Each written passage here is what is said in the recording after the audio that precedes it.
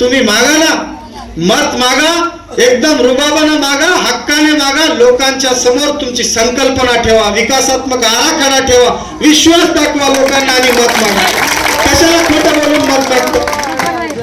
कशाला खोटं बोलून मत मागता तुम्ही?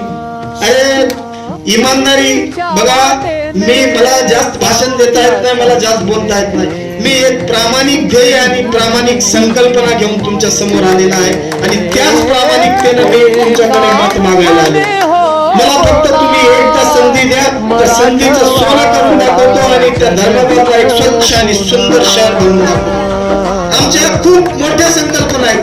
ज्यांना घर नाही, ज्यांना जागा नाही, त्यांच्यासाठी शासनाचे माळा म्हणून स्कीम आहे. त्या माळा अंतर्गत 400-500 परिवाराला घर आणि जागा, अपार्टमेंट बांधून घर जागा आणि उपलब्ध करून द्यायची संकल्पना आहे.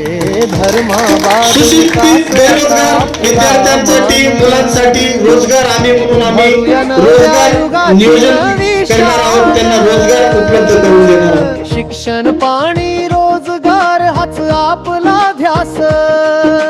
या